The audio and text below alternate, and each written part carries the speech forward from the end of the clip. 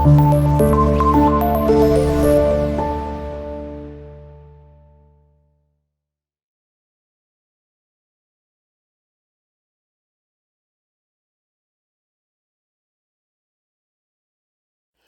نعمل مع بعض كفتة داوود باشا من بقية الكفتة اللي اتبقت في صينية البطاطس من ربع كيلو لحمة مع الحمص. يلا بينا نعملها مع بعض. هنعمل معاكم كفتة داوود باشا بالكفتة الاقتصادية. جبت هنا البوتاجاز، هحط عليه المقلاية، هحط في المقلاية 3 معالق زيت، بس زيت زيتون طبعا. هنحط 3 معالق زيت، حاطة معلقتين كده. بقى ايه، عندنا 3 معالق زيت، هسيبهم يسخنوا وارجع لكم. تعالوا بصوا معايا كده، الزيت عندي سخن. بدل الزيت عندي سخن، ابدا بقى اضيف الكفته. حطي الكفته وبعدين غطيها. اول ما تحطي الكفته كلها غطيها، عشان خاطر طبعا هي مثلجه وهتطرطش ميه، وبعدين كل شويه قلبي فيها. هنا تعالوا بقى تبصوا كده معايا، ادي الكفته اهي بدات ايه تتحمر، بدات تتحمر معايا. تبداي بقى ايه تشوفيها كده، كل شويه تقلبي فيها لغايه ما تتحمر من كل ناحيه. هتفضل الرغاوي دي طبعا بتخر الميه عشان هي متلجه.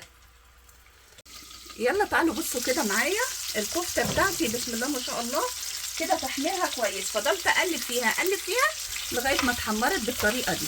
هجيب عندي الصينيه اللي هعمل فيها الكفته وهطلعها. مكان البصل محمرنا الكفته لسه بقى طبعا في اهو قدام. هنبدا نعمل ايه، هننزل فيه البصل، بصل قوارمه او بصل كبير ومقطع كده تبع الكميه اللي انت عايزاها. انا مش عايزه بصل كتير عشان كده ما حطيتش كتير. ونحمره. تعالوا بصوا كده، حمرت البصل اهو لغايه ايه كده ما يتحمر ويبدا يطلع ريحه البصل. نبدا بقى نجيب البصل كده ونحطه فوق الكفته، نطلعه ونحطه فوق الكفته.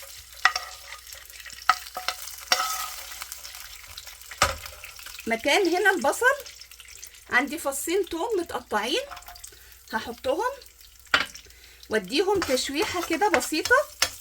والحاجات المتحروقه دي هتدي نكهه في الصلصه بتاعتنا. مكان اللحمه، الصوص بتاع اللحمه زي كده ما تقولي انت بتعملي جيمي جلاس.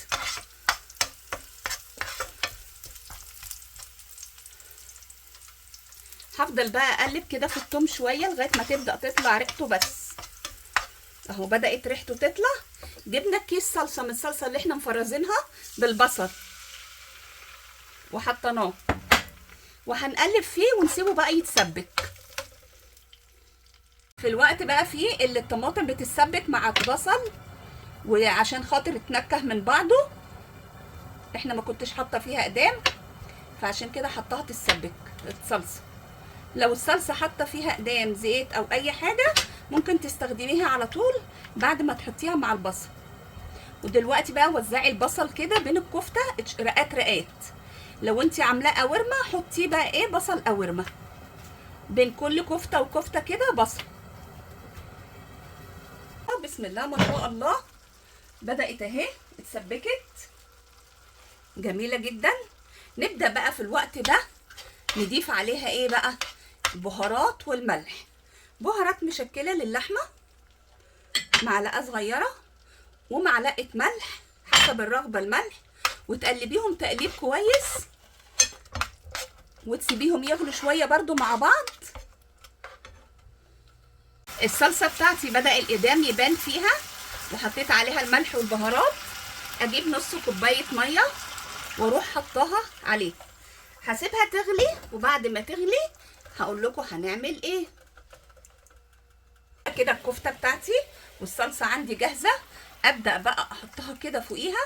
وكده كفته داوود باشا جاهزه عندي. يا جماعه حطوا بصل قوارمه، اللي ما عندوش يعمل بصل زيي مقطع اجنحه ماشي. حطيها بقى في قلب الفرن نص ساعه ونطلعها اوريها لكم.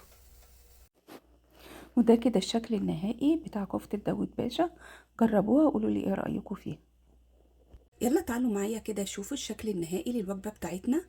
جنبها رز بسمتي بالفراخ وبطاطس محمرة وفلفل ألوان محمر والمخلل الخيار اللي ملحناه مع بعض، وكمان كفتة داوود باشا.